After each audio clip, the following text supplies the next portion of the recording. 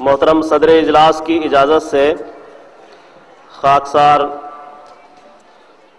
इस इलाके के हमारे मुकामी तौर पर शहर के भी और इस इलाके के और पंजाब के और मुख्तलिफ़ इलाक़ों से जो मुअज़्ज़ज़ हज़रात आए हुए हैं उन सब का शुक्रिया अदा करता है। और यहाँ हमारे साथ भी बैठे हुए हैं, ख़ास तौर पर हमारे कैप्टन बलबीर सिंह साहब बाट जो MLA हैं हल्का श्री हरगोबिंदपुर, इसी तरह जगदीश राज साहिनी साहब भी हमारे दरमियान तशरीफ़ फरमा है जो XMLA बटाला से आप ताल्लुक़ रखते हैं। अभी तिरुपति राजेंद्र सिंह बाजवा साहब भी आए हुए थे और उन्होंने अभी किसी काम से गए हुए हैं, कह रहे हैं जब हुजूर का प्रोग्राम आएगा तो मैं उस लेक्चर में शरीक हूँगा। शहर के बहुत से लोग यहाँ पर हैं, खोसला साहब, हकीम साहब वगैरह, और बहुत से ऐसे हैं जिनका लंबी फहरिस्त हो जाएगी। और इस वक्त मेंबर ऑफ पार्लियामेंट जो किसी तारुफ के मोहताज नहीं, उनका अपना मुकाम और अपनी ज़ात ही खुद सब लोग जानते हैं, हमारे दरमियान इस जलसे में शिरकत के लिए आए हुए हैं। मैं उन्हें दावत देता हूं, जनाब नवजोत सिंह सिद्धू साहब।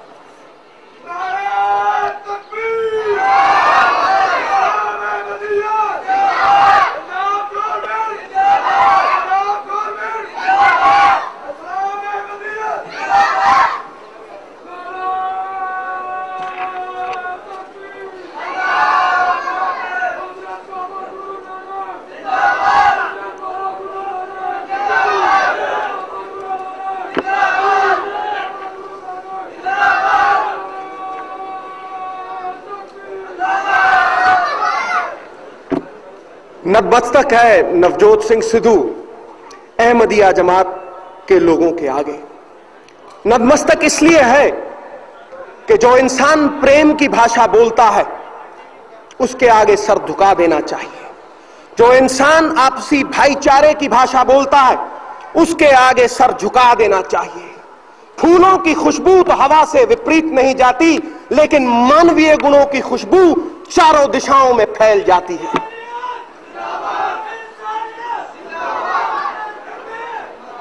आज फैल गई है खुशबू हवाओं में उन मानवीय कर्मों की, मिर्जा गुलाम अहमद साहब के कर्मों की, जिन्होंने इस दुनिया में प्यार बांटा है, इस दुनिया से नफरत मिटाने की कोशिश की है। मिट्टी के ढेले को किसी ने पूछा कि तुझसे खुशबू क्यों आती है, तो उसने जवाब दिया कि शायद किसी ने गुलाबों के बीच फेंक दिया होगा, इसीलिए मुझ में से खुशबू आती है। आज दुनिया भर से इतने गुलाब हैं यहां, इस मिट्टी के ढेले से भी खुशबू आने लगी है।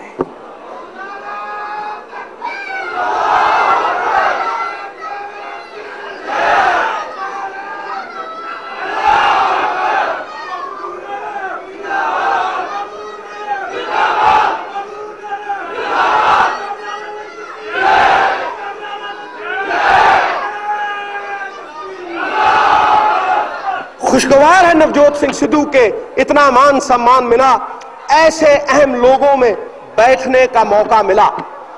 शुरू करूंगा बाबा नानक की एक गाथा से, एक कहानी से, जो धर्म का मतलब बड़े स्पष्ट शब्दों में समझा देती है। बाबा नानक के पास कोई गया और उसने पूछा कि मुझे जीवन का मूल्य समझाइए बाबा जी, जीवन का मूल्य क्या होता है। बाबा ने आंख मूंदी और एक सुच्चा लाल, एक सुच्ची रूबी बेशकीमत उसके हाथ में थमा दी और उसे कहा, जा इसका मूल्य लगवा के आ, इसे बेचना मत। चला गया। एक आदमी संतरे बेच रहा था तो उसके हाथ में वो बेशकीमत लाल थमा दिया और बोला, इसका मूल्य क्या है। उसने कहा, तेरा पत्थर अच्छा चमकता है, ले 1 दर्जन संतरे ले जा, ये पत्थर मेरे पास छोड़ जा।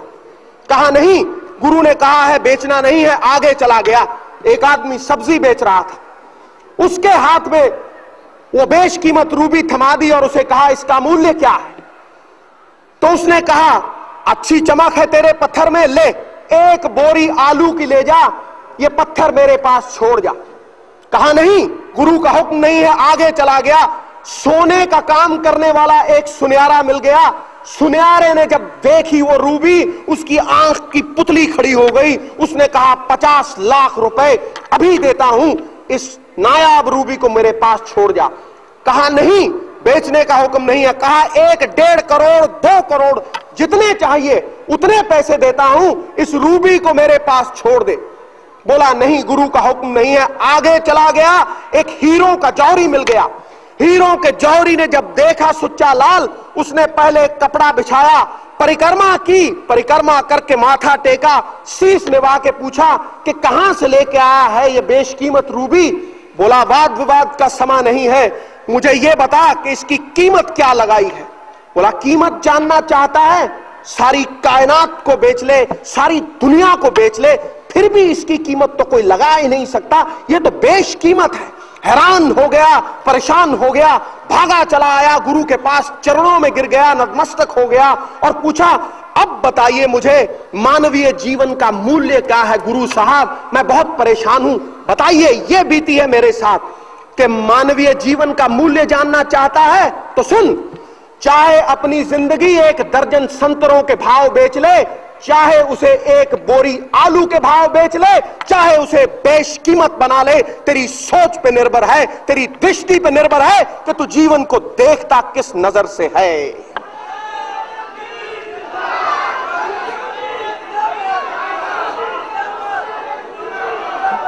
इस दुनिया का कोई मजहब बुरा नहीं, कोई आदमी बुरा नहीं, कोई आदमी अच्छा नहीं, ये तो सोच बनाती है मजहब को। जिसकी सोच ऊंची वो शहंशाह, शाहों का शाह, और जिसकी सोच नीची वो भिखारी, उसके हाथ में ठूठा ठन ठन पाल मदन गोपाल, उसको कोई पूछेगा नहीं। इस दुनिया में कोई ऊंचे आसन पे बैठ के ऊंचा नहीं हो जाता। किसी महल मनारे की छत के ऊपर कोई कौवा बैठा हो तो कौवा गरुड़ नहीं बन जाता, बाज नहीं बन जाता, बाज अपनी उड़ारी से बाज है। कोई जन्म से भी आज तक ऊंचा नहीं हुआ। कमल का फूल कीचड़ में उगता है लेकिन अपने गुणों की वजह से परमात्मा के शीश के ऊपर चढ़ता है। कोई जन्म से भी ऊंचा नहीं हुआ। इसीलिए नहीं मानता नवजोत सिंह सिद्धू जात पात को, नहीं मानता ऐसी चीज को जो नफरत फैलाए। इंसान ऊंचा होता है अपनी सोच से, अपने उज्जवल विचारों से, अपने कर्म से। कर्म छोड़ते हैं बहुत गहरी छाप इंसान के जहन के ऊपर। वो छाप जो श्री गुरु गोविंद सिंह जी ने छोड़ी, वो छाप जो हजरत साहब ने छोड़ी, गुलाम अहमद साहब ने छोड़ी, वो छाप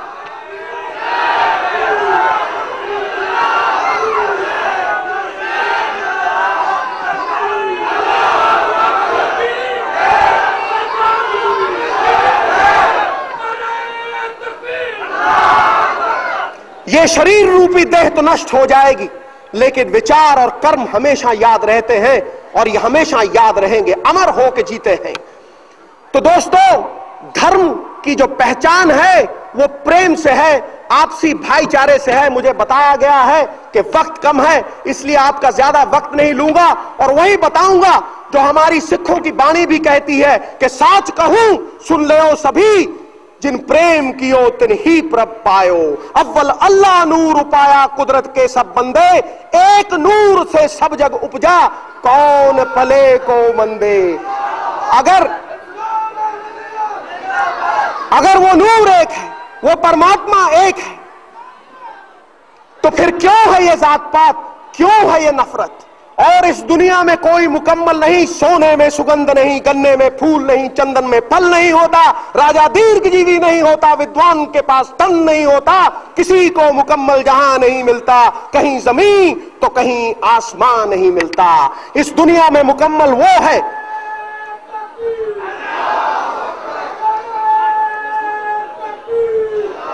इस दुनिया में मुकम्मल वो है जिसने अपने अंदर उस परमात्मा की लौ को पहचाना है। चाहे उसे अल्लाह कहो, चाहे उसे राम कहो, चाहे उसे नारायण कहो, वो एक है। जैसे तिलों में तेल छुपा है, सागर में उसकी लहरें छुपी हैं, पुष्पों में फूलों में उनकी खुशबू छुपी है, वो परमात्मा आपके अंदर छुपा है। जितना वो मंदिर में है, जितना वो मस्जिद में है, जितना वो गुरुद्वारा में है, उतना आपके भीतर छुपा है। उस लोग के साथ एक होके देख, ये मतभेद मिट जाएंगे, ये गंदगी मिट जाएगी, तेरी सोच बदल जाएगी, तू पाक हो जाएगा, उस ब्रह्म का अंश हो जाएगा। सो ज्यादा समय ना लेता हुआ अपने अंदर छुपे उस परमात्मा को पहचानने की विनती करता हुआ नवजोत सिंह सिद्धू फिर आपके सामने नतमस्तक है कि आपने आमंत्रण दिया और ऐसे ब्रह्मज्ञानी लोगों में बातचीत करने का मौका मिला। प्रणाम।